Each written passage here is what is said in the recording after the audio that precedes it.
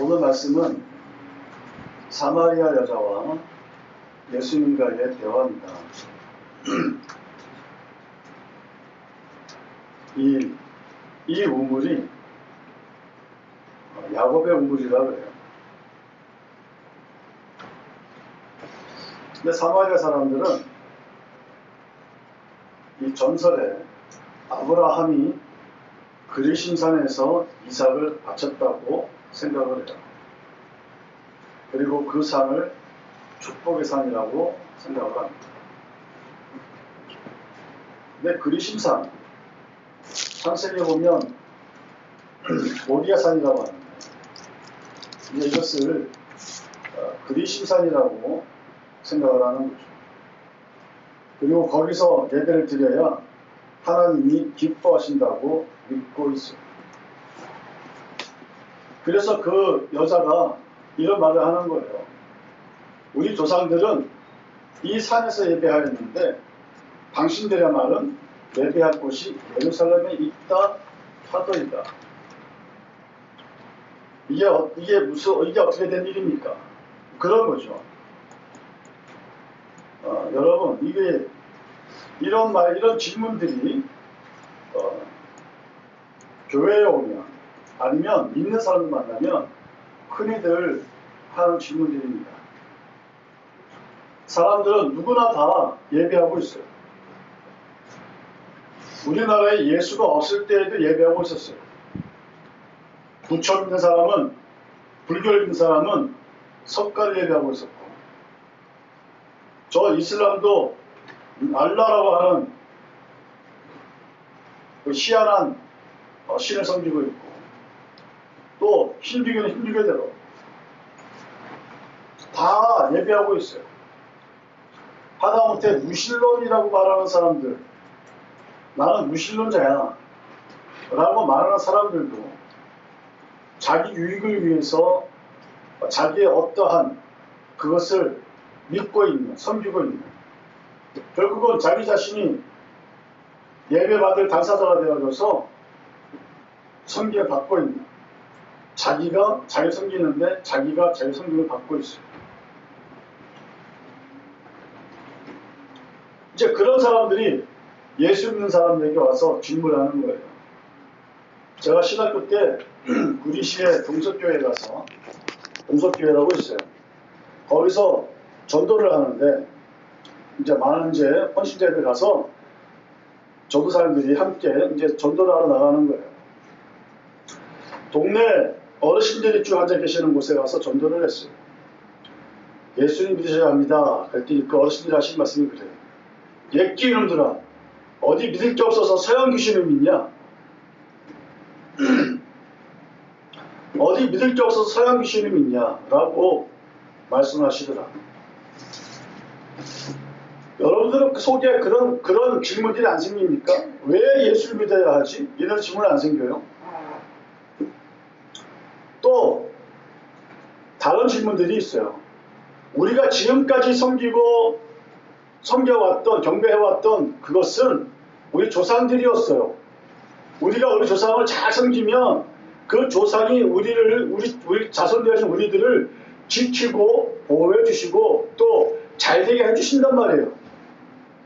그런데 당신들은 예수에게만 구원이 있고 예수 믿어야 행복이 있다고 말을 하는데 그것에 대해서 이야기를 해줄 수 있어요? 뭐라고 질문들을 해요. 우리 조상은 우리가 그렇게 때마다 그때마다 제사상을 아주 정성스럽게 잘 차리고 준비해서 드리는데 우리가 잘못된 거예요? 오늘 본문에 이 여자가 그런 소리를 하는 거예요. 우리 조상들은 이 산에서 예배하였는데 당신들의 말은 예배할 곳이 예루살렘에 있다 하더이다. 여러분, 진리가 뭐예요? 진짜. 자, 그렇다면 지금 이 여자는 그런 거예요. 우리 조상 대대로 지금 우리 후손들은 이 그리심산에서 예배했어요. 해왔어요. 그런데 당신들은 예배의 장소는 한 군데밖에 없는데 그것은 바로 예루살렘이라고 말합니다. 그렇다면 지금까지 우리가 예배해왔던 이것은 잘못되어진 거예요? 이런 질문. 잘못됐을까요?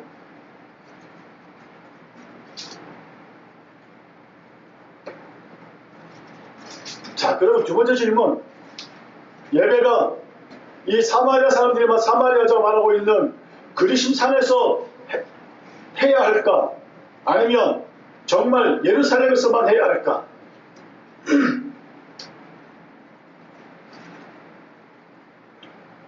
답변은 주님이 하십니다.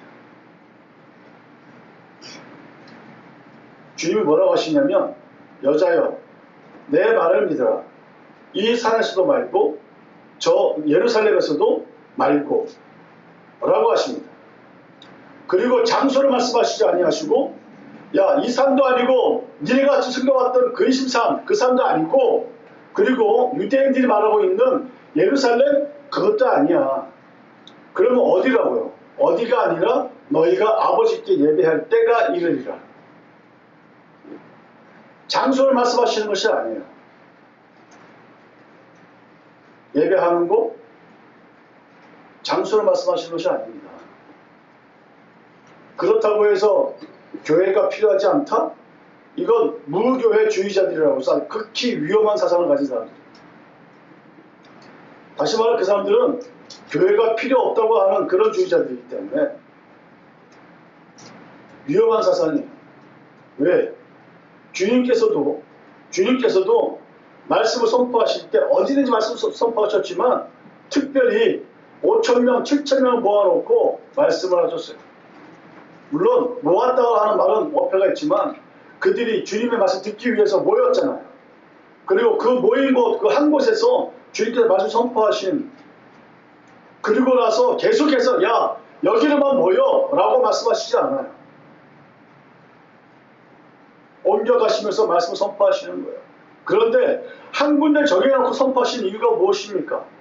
너희가 여기를 예배하는 장소로 삼아라 라고 하시는 것이 아니에요. 무슨 말씀하시냐면 너희가 여기서 이 말씀을 듣고 가서 예배의 삶을 살으라는 거예요.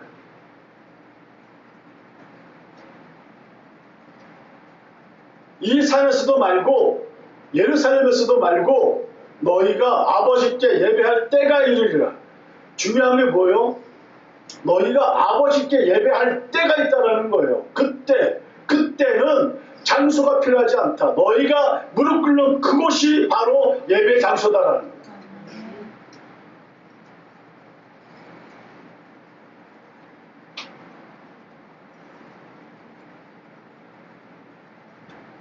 하나님은 여인심으로 어느 한 장소에 거주하시는 분이 아니십니다.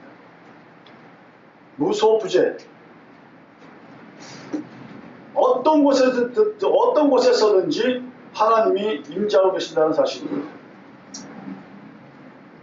흔히 어느 교회 가서 어떤 교회 가니까 목사님 설교 듣는데 정말 귀에 쏙쏙 들어오더라. 그리고 어떤 기도원 가니까 기도원의 그 강사가 정말 설교 잘하시더라.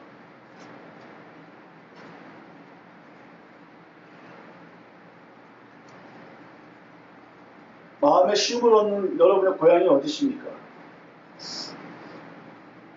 마음에 평안을 얻는 여러분들의 고향이 어디죠? 저희도 한때 막 그랬었어요. 기회만 되면 기도원으로 올라갔어요. 주로 잘 가는 기도원이 두 군데였어요. 하늘산 기도원과 강남금식 기도원.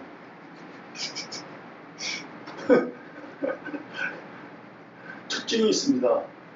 하늘산 기도원 가면 금요일에 가면 거의 찬양과 율동이 좀 뛰어난, 탁월한, 그리고 거기에 이제 그 산기도할 수 있는 장소가 있어요. 옛날에 그 욕쟁이 목사님이 만들어 놓으신 곳인데 거기에 이제 그런 곳이 있고, 강남구식 기도원 가면 밥이 잘 나와. 밥이 맛있더라고. 그래서 이제 기도원 가면 기도는 하는 사람 기도를 가서 그 기도를 하고 밥 먹을 때 되면 차를 끌고 강남시 기도 가요. 근데 그랬던 적이 있어요. 차로 왔다 갔다 하면 한 10분에 15분이면 왔다 갔다 할 수 있거든요. 근데 정말 은혜 받았습니다. 정말 은혜가 되더라고요. 정말 은혜가 되더라고요. 사람의 현란한 그 말솜씨, 와, 대단한 언변. 어떻게 저 본문에서 저런 적용이 되어지고 그 본문에서 저런 예화가 나와가지고 사람을 웃기고 울고 울게 하고, 와, 정말 대단한 기억들이 있어요. 근데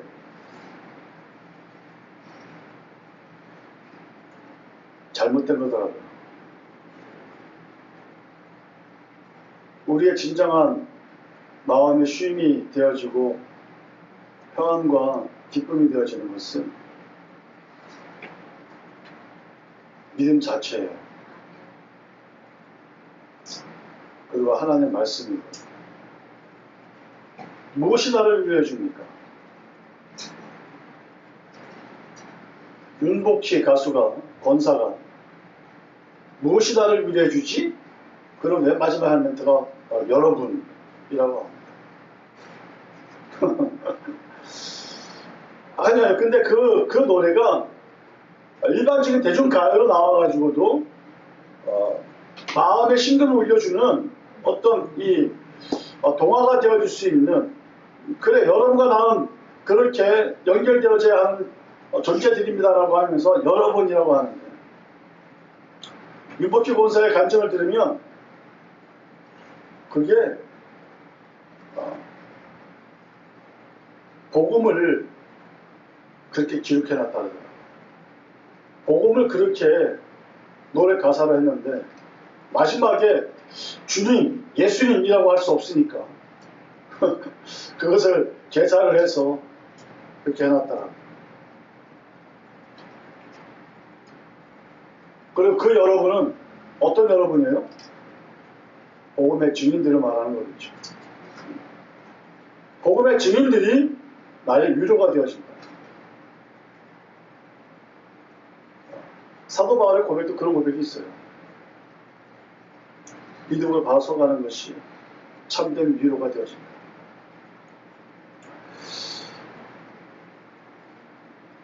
예수님은 오늘 이 20절에서 말씀하십니다.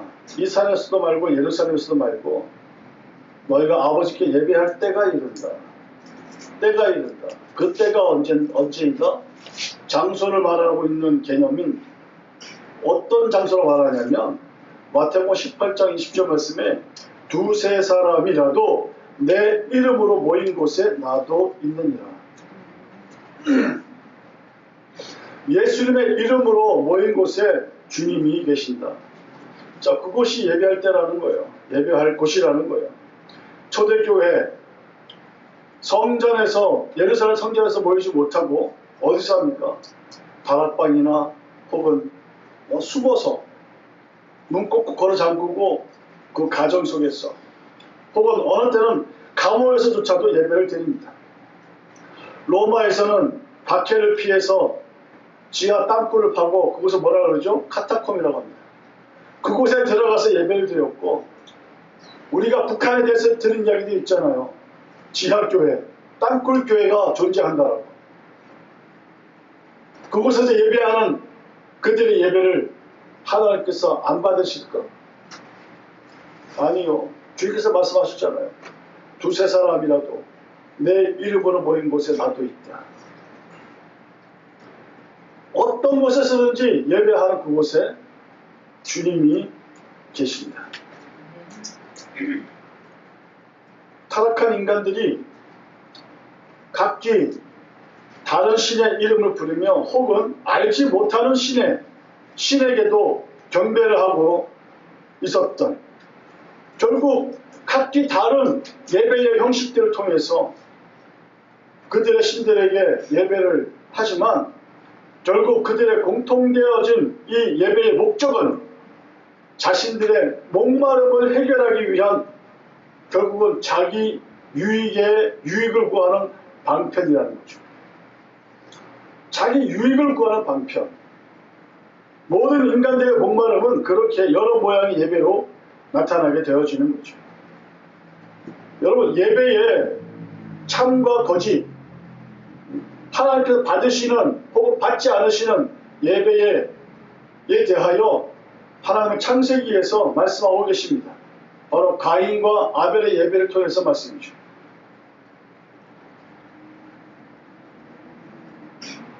가인과 아벨의 제사에서 여러분은 정말 가인의 제사가 잘못 되어졌다고 하는 원인을 찾을 수 있습니까? 아니면 반대로 아벨의 드려진 예배는, 제사는 하나님께서 받으셨다고 하는데 그 받으신 이유가 무엇인지 분명히 알고 있습니까? 히브리서에 간단하게 나옵니다. 아벨의 제사는 믿음의 제사였다. 자, 처음으로 되어진 제사 방식이에요.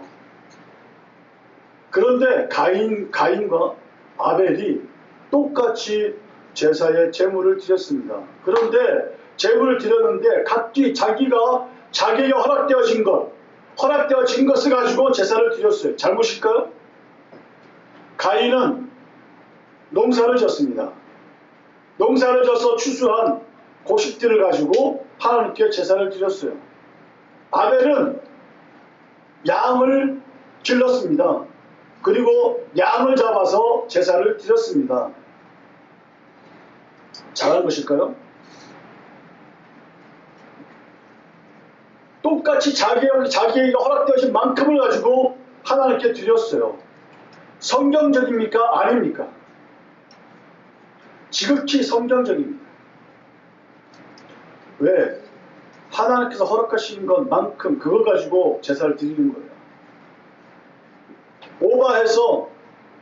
오바해서 야, 달러빚을 내서라도 이걸 해야지. 하나님은 그렇게 말씀하고 있지 않습니다. 그렇다면 왜 가인의 제사를 받지 않으시고 아벨의 제사를 연락하셨을까? 예배하는 자의 목적이 틀렸어요. 가인의 목적은 자기가 형으로서, 그리고 지금 현재 자기의 위치 생각하고 있는 거예요. 똑같이 제사를 똑같이 드리면 똑같이 연락되어질 것이야. 무엇보다 자기 생각이 먼저 들어가 있는 거예요. 근데 아벨은 뭐죠? 아벨은 어떤 생각이었을까? 믿음으로 드렸다고 하지만 그 믿음이 도대체 무슨 믿음일까?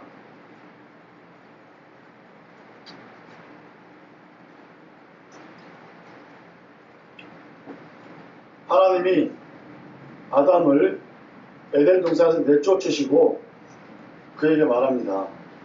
땅의 소산을 열심히 땀 흘려서 일궈야 먹을 수 있을 것이다. 내 땀은 너에게 오히려 순순하게 그렇게 곡식을 내지 않을 것이다. 엉겅퀴를 내고 가시나무를 너에게 낼 것이다. 힘들게 갈 것이라는 말씀하고 있는 거죠. 근데 너는 땅을 일궈라 할 때 그 땅에 대해서 이 히브리 원문에 보면 너의 근본된 땅이라고 해요. 너의 근본. 아담이 뭘로 지어졌어요? 흙으로 지어졌어요. 흙으로. 그러니까 너의 근본이 되어지는 땅을 네가 일궈야 하는데 그 땅을 보며 네 존재를 깨달으라는 거죠. 너의 존재를 깨달으라. 어떻게? 너도 역시 흙으로 빚었는데 네가 하나님의 말씀에 불순종해서 지금 네가 땅을 읽어야만, 열심히 읽어야만, 땅을 흘려야만 땅이 솟아나 먹을 수가 있을 것이다. 자, 그러므로 땅을 읽을 때마다 그가 무엇을 생각해야 합니까? 내가 이런 존재였었는데, 이 흙과 같은 존재였었는데 하나님께서 이런 나를 빚으셔서 나를 만들어 주셨어. 그런데 내가 그 은혜를 망각하고 잊어버리고 내가 지금 하나님께 불순종하고 있었구나. 그걸 생각하며 땅을 읽으면서 그걸 생각해야 하는 거예요.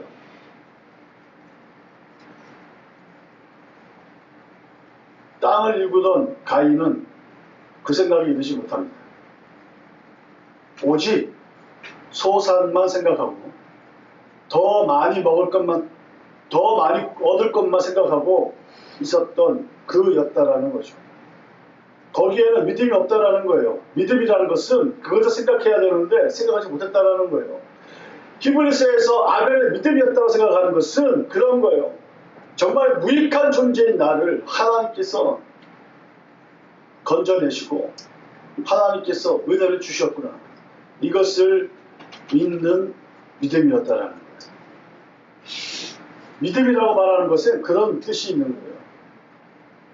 자, 그러므로 가인의 예배를 받지 않으시고 제물을 받지 않으시고 연락 받지 않으시고 아벨의 제물만 받으셨다라는 것입니다. 자, 동일하게 오늘날 예배를 참석하는 우리, 예배의 목적이 무엇입니까? 예배 드리는 목적. 똑같이 동일하게 찬양하고 동일하게 찬양하며 눈물 흘리며 찬양하며 손 들고 두 손 들고 찬양합니다.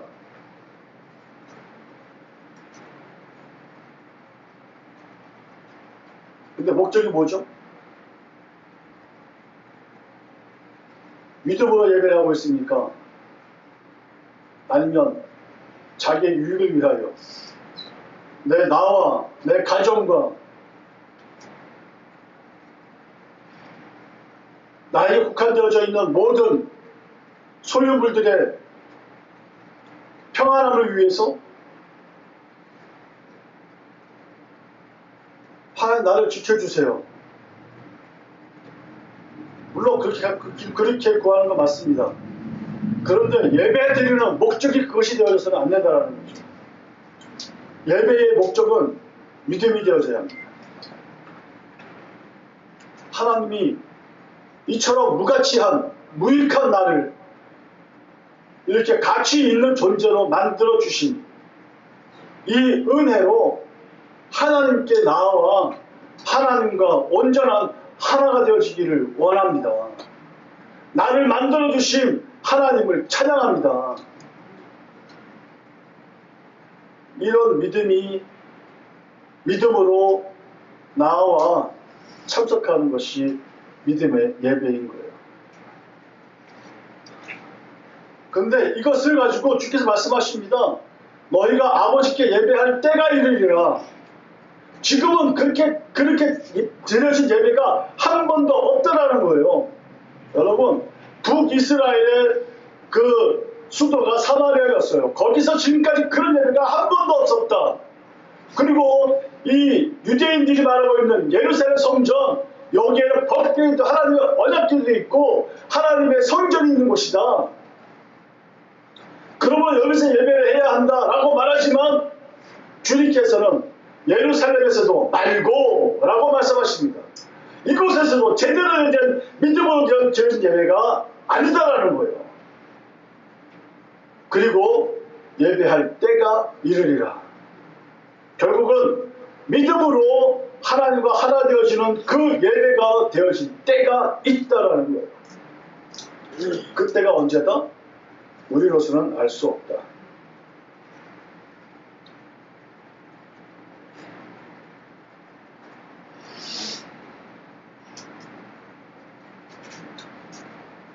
알게 되어질 때가 있을 텐데 이거예요.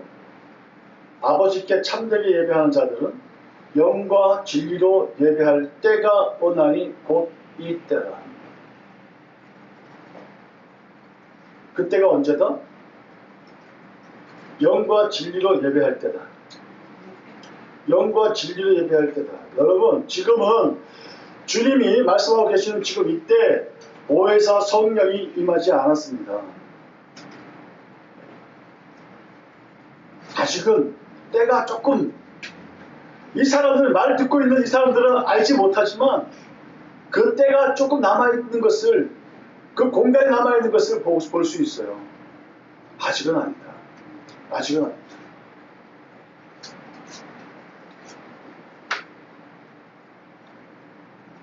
여러분들은 영과 진리를 예배하고 있습니까?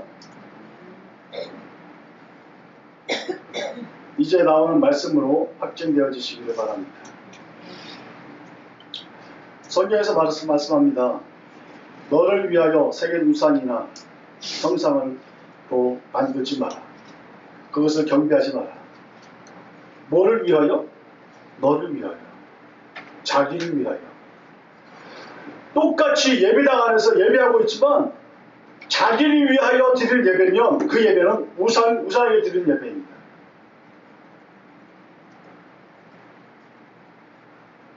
하나님을 우상으로 섬기고 있는 거예요. 도대체 이것이 무슨, 이게 어떤 이치가 그렇게 가능합니까?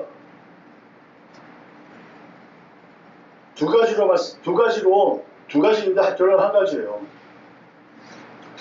모세가 애굽을 빠져나왔어요. 이것을 출애굽이라고 합니다. 출애굽. 그래서 성경에도 출애굽기가 있는 거죠. 출애굽을 해서 이 시내 광야에 있었는데 거기서 모세가 시내산 위로 하나님께 기도하기 위하여 시내산 위로 올라갑니다. 40일을 거기서 금식을 하면서 기도를 합니다. 하나님께서 그 기간 동안에 뭘 줘요? 십계명 두 돌판을 직접 하나님의 능력으로 십계명을 기록하시고 그것을 모세에게 주시는 거예요. 그런데 그 기간 동안 이 출애굽한 이스라엘 백성들이 아론에게 협박을 합니다. 야, 네 동생 모세가 산에 올라가서 소식이 없다. 죽었을 것이다. 그러니까 이제 네가 우리를 인도해라. 그런데 네가 우리를 위하여 어떤 형상을 만들어내라. 우리 이스라엘 전체 백성들이 믿고 따를 만한 형상을 만들어내라. 아니면 너 우리한테 큰일 날 거야. 그러니까 아론이 그러면 좋다. 그러면 너희들 금붙이들을 다 가지고 와라. 그리고 금목걸이, 금팔찌, 금반지 그걸 다 가지고 와요. 그리고 그걸 녹여서 뭘 만들었냐면 금 송아지 형상을 만들었어요. 그리고 그 금송아지를 보고 그 어깨에 메고 뭐라고 하느냐면 막 춤추면서 속된 말로 발광을 하는데, 그리고 뭐라고 하냐면 이가 우리를 애굽에서 인도하여 낸 여호와다라고 말합니다. 여호와다. 자, 보세요. 똑같이 여호와를 섬기는 믿는 백성인 거예요. 그런데 자기들을 위하여 만들어낸 그것을 가지고 뭐라고 하느냐면 그 우상을 가지고 여호와다라고 말합니다. 자기들을 위하여 만들어낸 우상이 뭐야?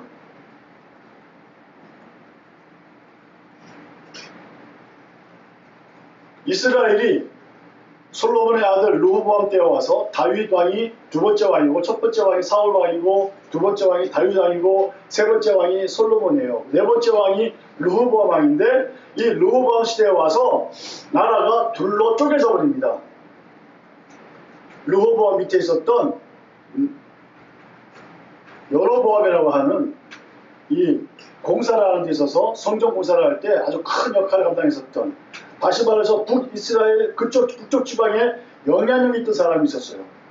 근데 이 사람과 대립이 생겨서 결국 나라가 쪼개지면서 여로보암이 나라를 하나 세웁니다. 남북으로 갈려지게 하고 북쪽 나라를 세웠는데 그것을 북이스라엘이라고 하고, 남쪽에 정통적인 남쪽 유다 집안의 그 계통을 뭐라고 하냐면 남유다라고 해서, 남쪽은 유다고 북쪽은 이스라엘이라고 해서 남유다 북이스라엘이라고는 그렇게 갈라져 버렸어요. 그런데 문제가 뭐죠? 하나님께서 이스라엘 백성들에게 제사할 곳을 지정해 주셨어요. 바로 하나님의 언약궤가 있는 하나님의 성제 성막을 지정해 주셨어요. 이 성막에 너희는 매 해마다 세 번의 절기 때마다 이곳에 와서 제사를 드려라 라고 모세 오경에 모세 율법으로 탁 지정해 놓으셨어요. 그러니까 이스라엘 남자라면 이스라엘 사람이라면 누구를 막론하고 다 때가 되면 이 성막이 있는 곳으로 가야 돼. 그곳이 어디예요? 솔로몬이 지어놓은 성전이 있었어요. 자, 그런데 북이스라엘이라고 쪼개버린 여로보암 왕이 생각해보니까 남자들이 글로 가면 그쪽에서 말로 이렇게 현혹해서 유혹해서 야 우리가 한 민족 아니냐 그랬을 때 여차하면 자기의 왕위가 왕권이 위협이 되어지는 거예요. 그래서 이게 얘네들을 남쪽으로 내려가지 못하게 만들어야겠다. 그래서 다 제단을 만듭니다. 제사할 수 있는 제단을 만드는데 두 군데 다 세워요. 베델과 단이라고 하면서 이 북이스라엘의 이 남북으로 끄트머리에다가 제단을 쌓아놔요.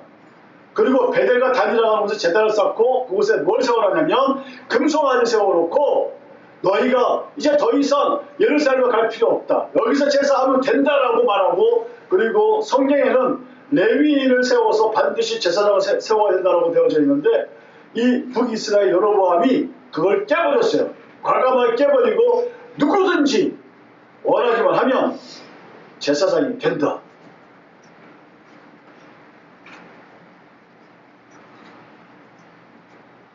그리고 베델과 단에 금송아지 세워놓고 이가 우리를 여기까지 인도하여 내신 여호와다.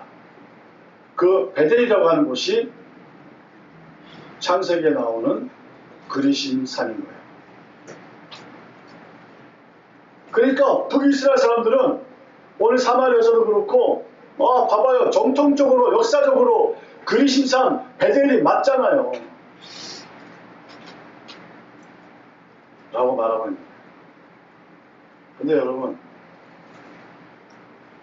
주님께서는 그거를 그렇게 자기의 정통이라고 말하고 있는 그것을 과감하게 깨버리죠. 그리고 그들의 예배는 모든 예배는 다 그거였다. 뭐다? 자기를 위하여 자기 유익을 위하여 드렸던 예배들이다. 제사들이다.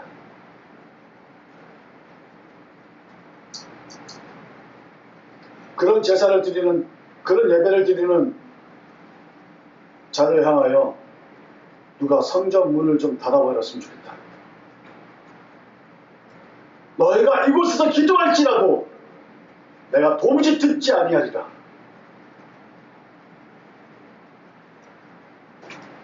하나님께서는 십계명까지 주셨어요. 너를 위하여 새긴 우상이나 형상 그런 것들 가지고 섬기지 말라고 분명히 말씀했는데 그들은 자기들을 위하여 금송아지들을 만들어서 섬겼던 거예요. 자기들을 위하여 여호와의 이름을 망명되이 팔아먹고 이용해먹고 있었던 거예요.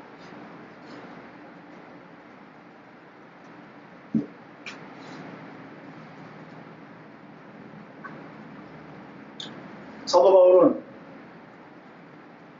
자기를 위하여 이렇게 모든 인간들은 자기의 욕망과 욕심을 위해서 무엇인가를 예비하는 자들에 대하여 그러한 우상숭배라는 것에 대하여 한마디로 단정을 해버립니다. 그들은 탐심에 빠진 자들이다. 골로새 3장 5절 그러므로 땅에 있는 지체를 죽이라. 곧 음란과 부정과 사욕과 악한 정욕과 탐심이니 탐심은 우상 숭배니라.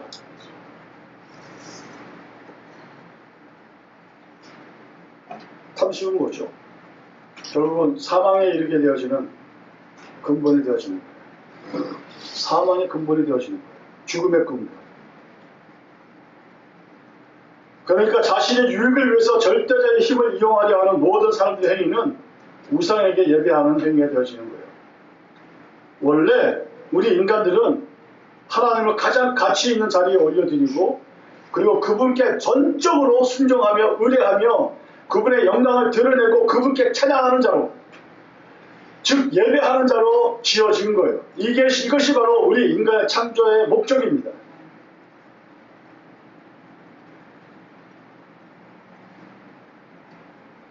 우리가 예배 받으시는 그분은 누구죠? 하나님이십니다. 하나님은 창조자이십니다. 모든 만물을 만드신 분이신 거죠.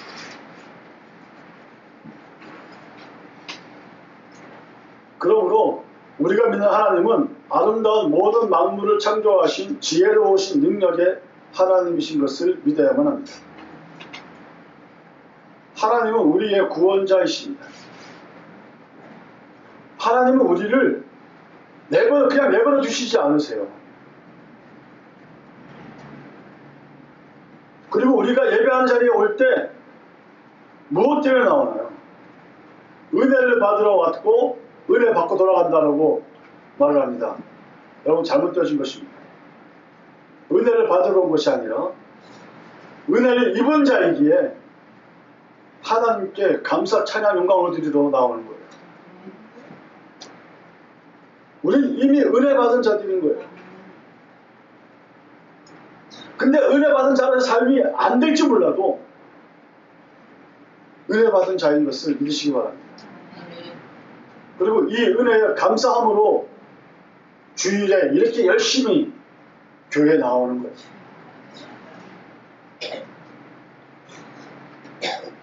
그렇게 할 수 있도록 하나님 우리를 인도하시는 인도자가 되십니다. 시편 100편 3절 말씀에 보면 여호와가 우리 하나님이신 줄 너희는 알지어다. 그는 우리를 지으신 자시요 우리는 그의 것이니 그의 백성이요 그의 기르시는 양이었다. 우리는 하나님의 양으로 하나님의 백성으로 하나님의 도움으로 살아가는 존재들입니다. 필요한 것, 이 모든 것을 우리가 더하여 주시고 필요하다면 구름기둥, 불기둥으로 우리를 지키시고 보호하시고 인도하십니다.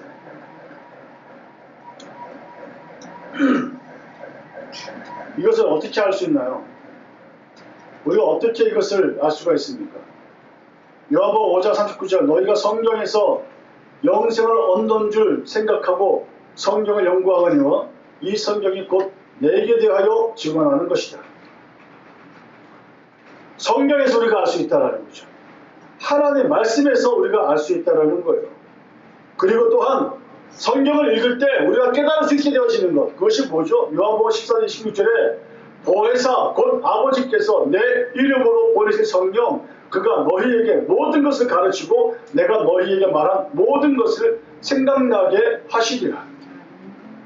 결국은 무엇이 내가 성경 말씀을 알고 그리고 성경 말씀이 실제라고 깨닫게 되어지는가 하는 것을 누가 알려주냐면 바로 성령께서 말씀하신다라는 거예요. 성령께서.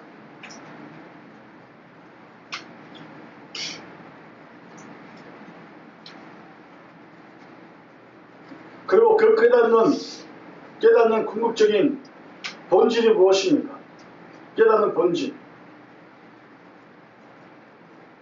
요한복음 14장 6절 말씀에 예수께서 이르시되 내가 곧 길이요 진리요 생명이니 나로 말미암지 않고는 아버지께로 올 자가 없느니라.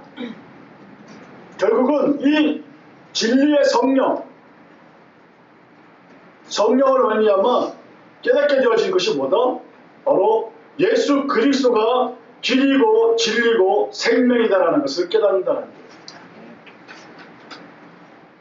따라서 참 예배를 드리는 참 예배자는 우선 그리스도의 대속의 은총 곧 십자가의 죽으심과 다시 사심에 내가 포함이 되어져 있는지에 대해서 확인을 해야 합니다.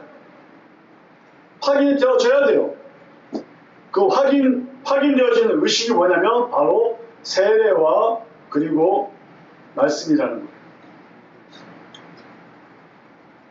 세례와 말씀이다. 그러니까 세례받고 말씀이 어느 순간 한 말씀이 탁 깨달아졌어. 그럴 때 우리 조심해야 되는데, 나 죄사함 받았어, 나 구원 받았어 라고 방방 뛰게 하고자 하는 목적이 아니라는 거예요. 오직 깨닫게 되어지는 것은 그리스도 안에서 죄와 사망의 강을 건너 이제 의와 생명의 자리로 옮겨와서 영과 진리로 아버지께 나아가도록 하는 하나님의 은혜로 오신 거룩한 구원의 방편, 거룩한 구원의 장치라는 거예요. 예전에 성전, 하나님의 성막은 눈에 보이는 시청각 보조 자료였다면, 자, 이렇게 하는 것이 제사야, 이렇게 하는 것이 예배야 라고 우리에게 보여주셨던 시청각 자료였다면, 이제 십자가에서 흘리신 예수 그리스도의 그 보혈, 그리고 그 십자가, 그리고 오늘날 성령은 이 모든 것이 다 우리의 구원이 되어지고 또 우리에게 인도함이 되어지는 그 장치인데, 그 방편인데, 이것은 뭐죠? 눈에 보이지 않는, 곧 하나님께서 말씀으로 나타내 보여주신 계시의 영으로만 볼 수 있는 예배의 장치와 그리고 순서인 것입니다. 그리스도의 보혈, 그리스도의 십자가, 깨닫게 하시는 성령. 그러기 위해서 반드시 그리스도의 십자가의 대속의 은총을 받아들이고 자신의 생명, 자신의 목숨을 부인하고 그리스도 안에서 얻은 새 생명으로만 우리를 계산해야 돼요. 더 이상 나는 없다. 나는 없고 예수 그리스도만 있다. 나는 예수 그리스도의 옷을 입고 예수 그리스도로 살아가는 작은 예수다. 우리 이미 옛사람은 죽었잖아요. 육체는 죄로 인해서 죽어버렸어요. 로마서 8장 10절, 그리스도께서 너희 안에 계시면 몸은 죄로 말미암아 죽은 것이나 영은 의로 말미암아 살아있는 것이니라. 그리고 그런 자들이 그리스도 안에 있으면 뭐다? 새로운 피조물이다. 보라, 이전 것은 지나갔으니 새 것이 되었도다 라고 말씀하십니다. 따라서 언제나 사망과 생명, 이 두 쪽으로 나누어진 자신을 발견하고 그리스도 안에 있는 새롭게 지음을 받은 자신만 챙겨야 하는 거예요. 죄로 인해서 죽은 육신의 요구를 받아들일 의무가 없어요. 오히려 그 육신의 욕구를 당당하게 의로 새롭게 되어진 이 영의 힘으로 그것을 물리쳐야 하는 거예요. 그래서 성령의 감동은 반드시 그리스도 대속의 은총을 묵상하고 그리스도에 따라갈 때 나타난다고 말씀하고 있어요. 당연히 성령은 진리, 곧 진리의 영이시기 때문에 우리로 하여금 그리스도 안에 있는 진리를 가르치시고 생각나게 하십니다. 그래서 우리 성례식이 중요한 거예요. 성찬을 할 때, 성찬식을 할 때 그리스도의 언약의 피를 잔으로 받으며 그리스도 안에 있고 그 생명을 얻었음을 성령이 알게 하시는 거예요. 그냥 단순한 어떤 의식인 것 같은데 성령께서, 진리의 성령께서 그 사실을 때가 되어져서 알게 하신다는 거예요. 그리고 영과 진리로 성령 인도하심 따라 하나님의 말씀 안에서 예배를 할 합당한 우리가 되어진다는 거죠. 이제 우리는 오직 예수로, 오직 믿음으로, 오직 복음으로, 오직 말씀으로 내 진심으로 예배를 드려야 하는 자들인 거죠. 실체가 오시지 않았을 때에는 이 땅의 것들을 수단으로 방편으로 이용해서 예배를 드렸습니다. 재물도 있어야 했고 또한 감정을 자극하는 음악도 있어야 했고 인위적으로 만들어내는 엄숙함도 있어야 했습니다. 그것이 바로 예루살렘 성전의 모습이었던 거예요. 엄청난 수의 찬양자와 연주자들, 그리고 금과 은과 보석과 대리석으로 꾸민 엄숙한 성전의 외양, 그 성전의 모습만 보고서도 다른 여러분들이 은혜를 받았던 기록이 있습니다. 하지만 단지 이런 모든 것들은 단지 모형이고 그림자였기에 예수 그리스도라는 실체를 설명하기 위한 도구였을 뿐이라는 거예요. 그 엄청난 것들이 다 예수 그리스도를 설명하기 위한 도구다. 오늘날 우리가 드려지는 찬양 혹은 찬양대에 드려지는 이 모든 악기들, 이것들이 뭐다? 바로 예수가 그리스도라는 사실, 예수 그리스도의 실체를 알기 위한 도구이다. 우리의 어떠함이, 나 잘남이 자랑하기 위한 도구인 것이 아니라 찬양함의 목적 또한 예수 그리스도의 실체, 예수 그리스도의 영광을 나타내기 위한 목적이라는 거예요.